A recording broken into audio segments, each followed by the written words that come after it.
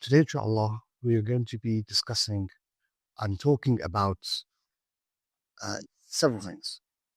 Most specific, a continuation to what we discussed in the previous weeks.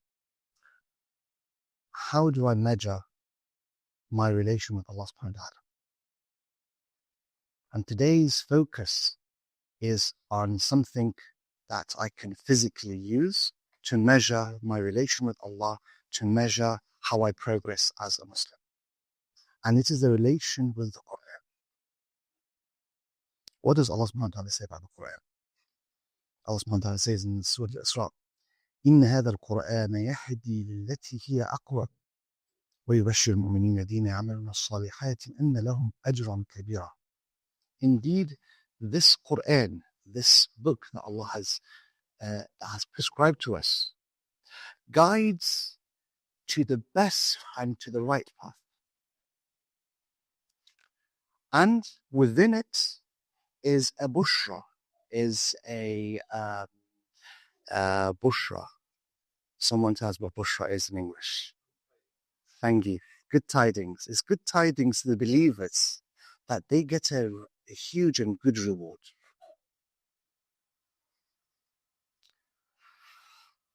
Right. We've spoken about this before, haven't we? What we need to speak now is how do I tie my children to the Qur'an? Because there's multiple reasons. Let's start with hadith that Muhammad says about the Qur'an and teaching the Qur'an and learning the Qur'an. So the first thing Sayyidina Muhammad says and teaches us is خيركم من تعلم القرآن وعلمه.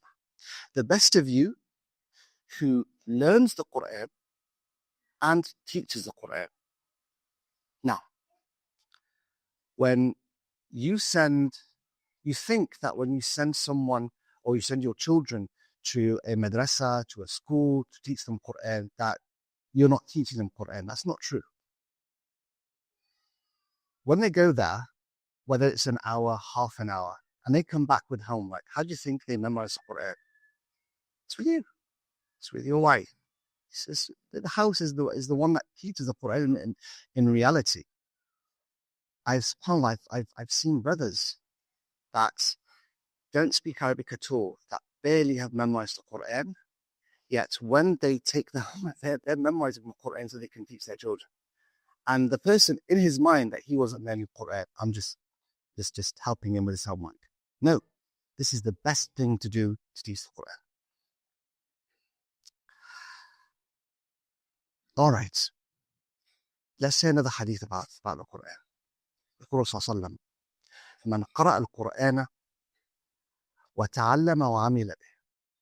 Whoever reads the Qur'an, learns from the Qur'an, and acts upon whatever the Qur'an tells you to act upon.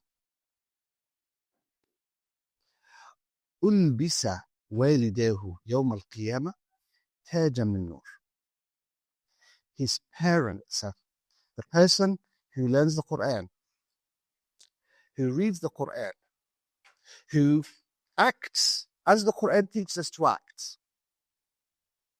His parents, the first thing Sayyidina Muhammad said, his parents, ألبس والديه يوم القيامة تاجا من نور. His parents are that put upon their heads a crown of light. ضوءه مثل ضوء الشمس. Its light is as strong as the sunlight.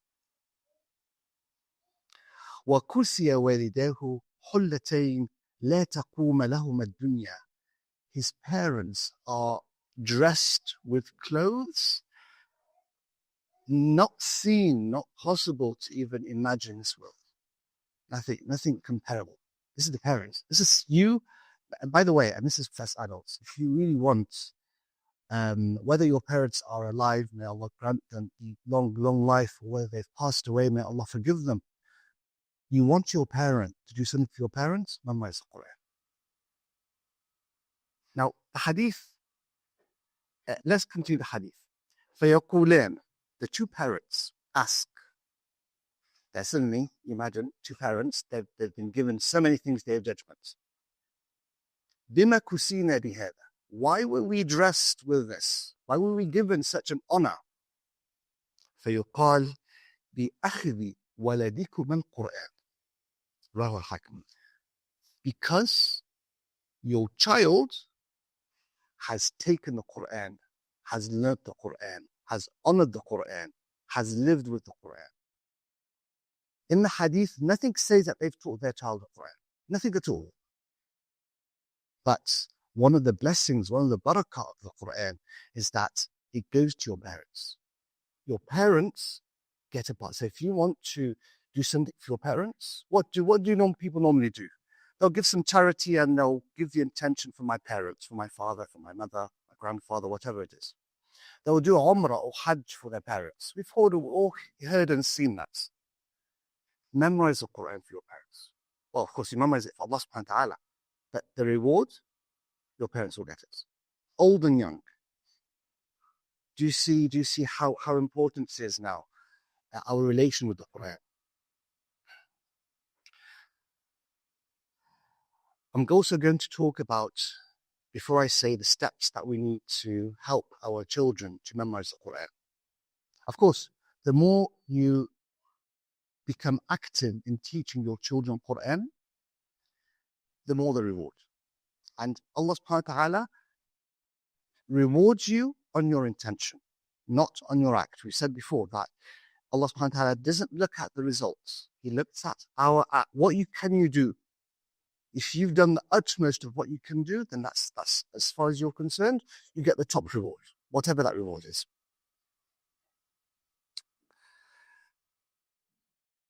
So let's see. First thing, you're a mirror for your child. You are an idol for your child. You're a qudwa hasana. You're a good and responsible person that they would want to follow. Your children will not say that, but they will look at you. And by the way, it doesn't have to be parents. So if you've got a younger sibling, a brother or a sister, they'll also look at their elder the same way. They will look and see how you're acting and they'll mirror it. So the first thing, be someone good that your child is proud to follow. He sees you read the Quran, he's going to read the Quran. He doesn't see you read the Quran, he's not going to read the Quran. And this brings me back to the very first word I said at the beginning, our relation with Allah subhanahu wa ta'ala. You want to measure, you want a litmus paper to measure the relation between us and Allah subhanahu wa ta'ala. See how your relation is with the Quran. And the first thing the shaitan will do for you is to put a wedge between you and the Quran. The very first thing. Quran and prayer. Those two main things. He'll put a wedge between you and the Quran and you and prayer. And that is the hardest thing when you're struggling with yourself to overcome. The most hardest thing, prayer and Quran. What did the Sayyidah Aisha say about Sayyidina Muhammad? كان خلقه القرآن. His manners were the Quran. His manners were the Quran. If the Quran is not with you, if it's not in your heart, if you haven't read it, how can your manners be the Quran? You have no idea what the Quran is saying to start with. Your relation with Allah subhanahu wa ta'ala is non-existent. In fact, I would ask, and by the way, this is a reminder for me first of all, before it's a reminder for my brothers. We need to ask ourselves. We claim that we love Allah subhanahu wa ta'ala, but we don't want to hear, we don't want to listen to him. That's exactly the person who's not reading the Quran. That is exactly what he's saying. He's not saying those words, but everything in his attitude says that. You like someone very much. What do you normally do? You go outside, have a cup of tea with them. You invite him, he invites you, or you just walk out with them. Correct? That's how we normally do. If you like someone, imagine if every time I see someone, he talks to me, I shut him down and walk away. I don't want to listen to his voice. I don't want to hear what he says. Do I actually like that person? No, I don't think so. This is when we leave Allah's Quran. This is what we're saying. We are saying, Allah don't want to listen to you. I'm not interested. So read the Quran and you become, by the way, it's just number one, the first thing. Be a proper idol for your child. Be someone your child looks up to. Read the Quran, your child will start reading the Quran. Two, okay, I want to read the Quran. I'm going to do this. But every single time I get busy, I get a meeting, I get a call. SubhanAllah, we're all the same. We all get busy. Everything, it's we're human. So what do we do when we want to? I asked a brother once. He sits with us, and I asked him, "I'm really struggling with exercise. What do I do?" He gave me good advice. Dedicate half an hour. I'm going to do this. I don't care what happens. I'm just going to do this. This is exactly the same concept. Dedicate time for the Quran. This is the Quran's time. Like some people dedicate time for their breakfast, lunch, and dinner. Between 12 and 1 at work, 12 and 1 or 1 and 2, my lunch. No wonder it's very surprising when I saw someone just booking an hour. This is my lunch. Any meeting? Nope. My lunch. No meetings. Don't book me. It's booked. It's blocked. This person is dedicated to having lunch. Perfect. Good for him. We need the same concept. Put 10 minutes, put half an hour at the beginning of the day, at the middle of the day, at the end of the day, after your work, before you go to sleep, once you wake up, after the Fajr. Everyone can decide what's suitable for you. Now, when you do that for yourself, encourage your child to do the same thing. This 10 minutes or quarter of an hour, and please don't burden your child with hours. Their focus is maximum 20 minutes. That's it. That's all you'll get out of them. They'll be in a madrasa or at school for an hour and a half. I guarantee they'll get nothing more than the first 20 minutes. That's all they'll get. 20 minutes and that's it. Just switches off. We as adults, if we're good and we're focused, we'll probably get 45 minutes. Probably. The longer, the less the focus. So for your child, 10, 15 minutes maximum. That's it. Dedicated. I'm going to read Qur'an with you at this time. Anytime you want to choose a time that's suitable for you and for your child. 3, you're busy. You've got no time. Your wife's busy. You've got no time. Happens. Send them to someone to teach them Qur'an. At the very least. Let that hour be when they go to someone. I don't have time to take them online, brothers. There's online academies in this community and online throughout the world. SubhanAllah, we're in a day and age where everything is available. You can to the extent you can have teachers from Egypt, from Saudi Arabia, from any country in the world to teach you and your children Quran. And there are some academies that are completely free. So everything is available. There is nothing. We have no excuse not to send our children if we are unable to. We don't have to put them in a car and get them dressed. Online. Everything's available. So number 3, if you don't have the time, send them to someone to teach them Quran. 4, brothers, never punish your children for the Quran. Ever. The Quran should never be associated with punishments. Never punish your child with the Quran. The younger, the worse it is. No matter how frustrated you are, if he's obstinate, he's not, or she's not memorizing the Quran, fine, take a step back. It's fine. Don't associate Allah's words with punishment. Not at a small age, not at an older age. In fact, encourage them with presents, with good things. You know what? If you do this, see what he wants. I'll get you this. I'll get you this game, or I'll get you this sweets, or I'll get you this crisps or something. And for the younger brothers I see around, take advantage, guys. Take advantage of your parents. Dad, I'm going to memorize this surah, but get me this. And for the parents, Do that for your child. That's the best thing you can ever get for your child, no matter what it is. Final thing. Suhbah salihah. We spoke about this multiple times. I said last week, you're the sum of the 5 people that you surround yourself. Your child's the sum of the people he surrounds himself with. The younger, the more influence it is. As we're older, we can control. We can, alhamdulillah, and that's why as adults, it's mandatory on us to do da'wah. You can go into any environment within reason, of course, and you can speak to people about Qur'an because alhamdulillah, you've got protection. For younger children, as they're learning, they don't have that. Choose good companions for your children. Choose good friends for your children.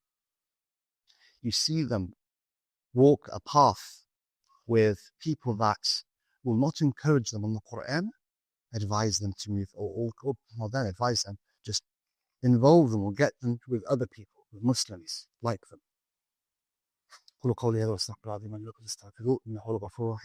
Ask Allah subhanahu wa ta'ala for forgiveness.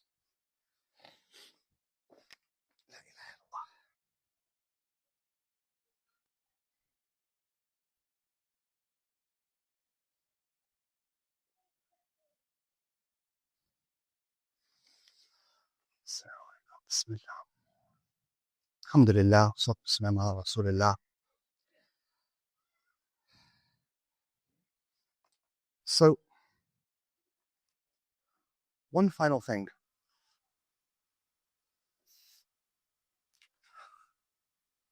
Especially in the coming holidays, don't prevent your children from playing because of the Qur'an. Sayyidina Salman, there's a hadith from Sayyidina Salman al-Farisi. One of the companions, his wife complained that he fasts all the time, that he prays all night. There's a rare relation between him and his family. So Sayyidina Salman took the companion and told him, إن لربك عليك حقا ولنفسك عليك حقا ولأهلك عليك حقا فأعطِ لكل ذي حق حقه or كما قال. Since Salman as a companion, he told his brother companion that there's a duty towards yourself, there's a duty towards God, and there's a duty towards your family. Give everyone what they're due. Give Allah what He's due. Give yourself what you're due. Give your family what you're due. Yourself needs rest, needs relaxation. You need to unwind.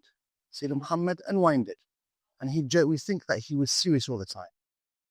He joked with his friends.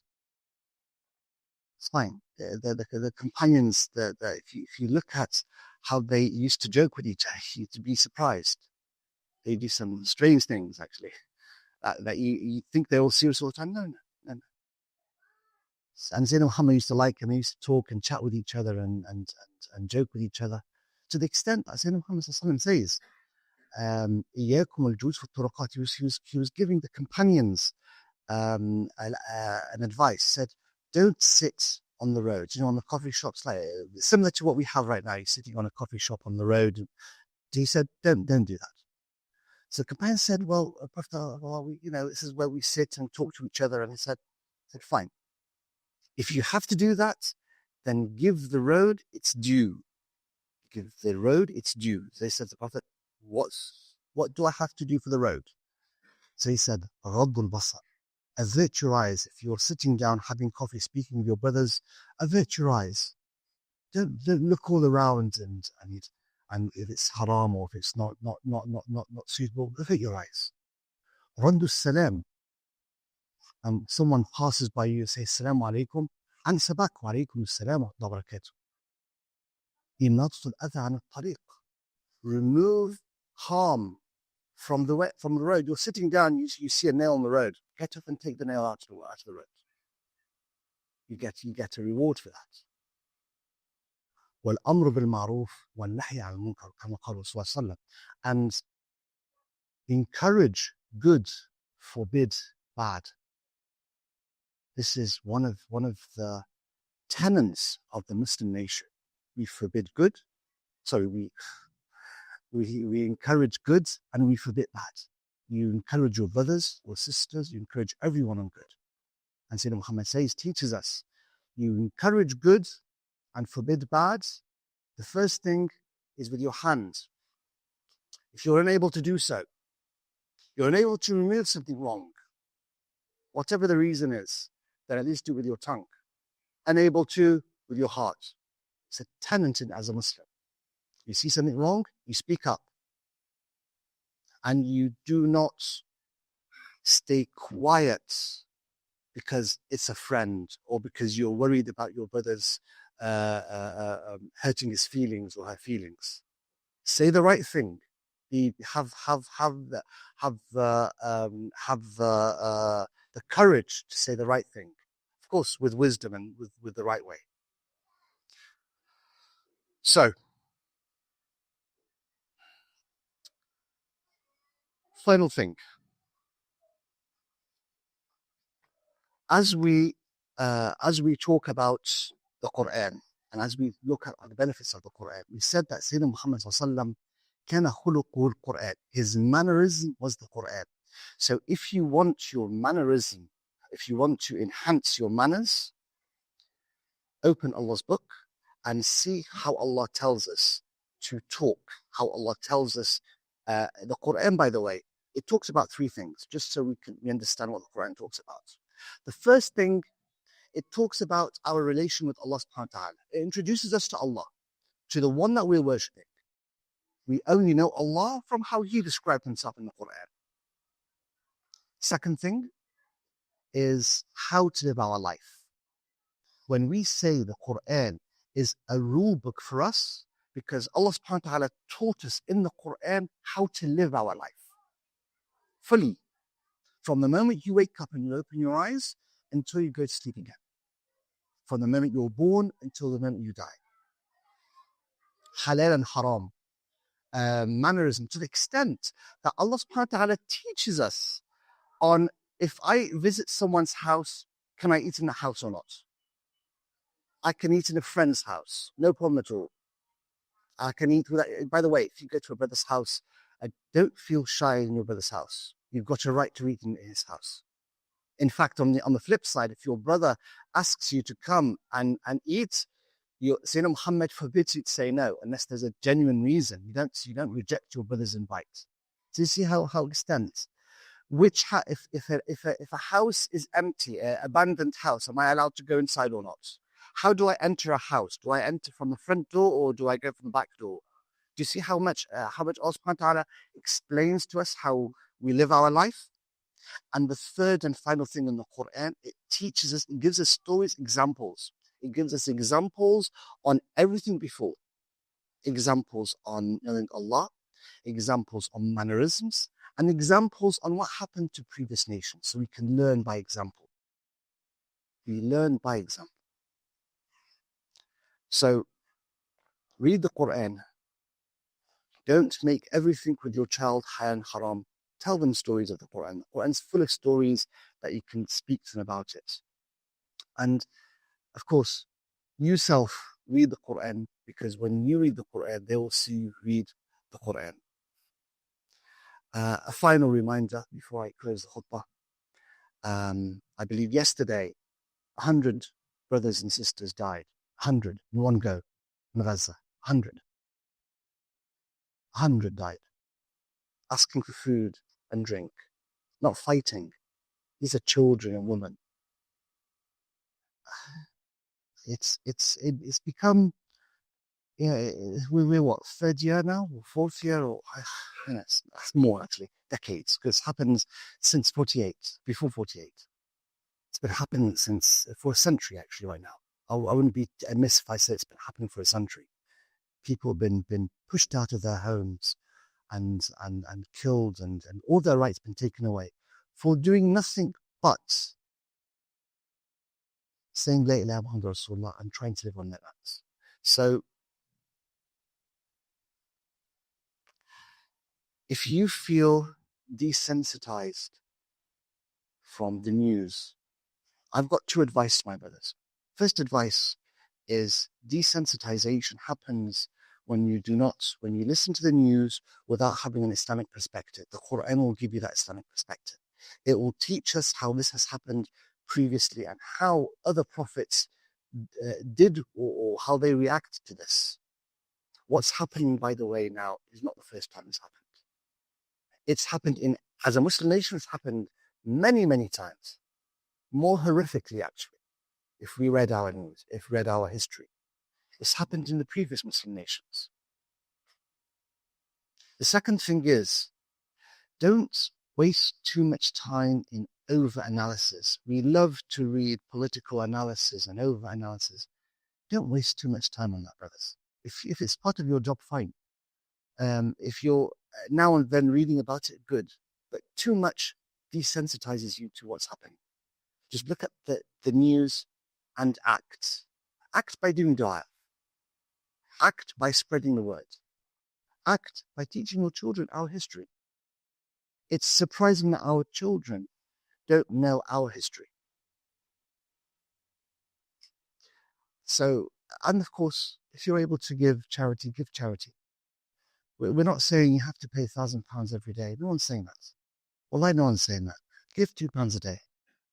Make it regular, £2 a day for any charity you're familiar with. You know the change that we have when we put the £1 coin into the trolley? Just take that pound and put it into a box. May Allah accept. Allah subhanahu wa ta'ala doesn't want money from you. We misunderstand that Allah is unable to provide safety to our brothers. Do you think that Allah is incapable of providing safety to our brother, to the Muslimin? Do we think that's the case? Do we worship Allah who is incapable of doing that? Of course not. Hasha lillah. Subhanahu wa ta'ala. Of course not. So Allah's testing to see what you will do. He's testing to see what your actions are. This is it. This is all it is. He's testing to see what you're going to do when you're under pressure or when you're not under pressure. Some people thrive under pressure. Some people thrive on the other side when it's all relaxed. And some people are incapable of maintaining their belief in Allah subhanahu wa ta'ala under pressure. And some people are incapable of maintaining their belief in Allah subhanahu wa ta'ala when they're not under pressure. Everyone is different. That we don't paint everyone with the same color. All Allah's asking from you is to what you can do. So maintain the final message, maintain your relation with the Qur'an. Encourage your children to maintain their relation with the Qur'an. Teach them about our history. And do dua to Allah subhanahu wa ta'ala and give charity.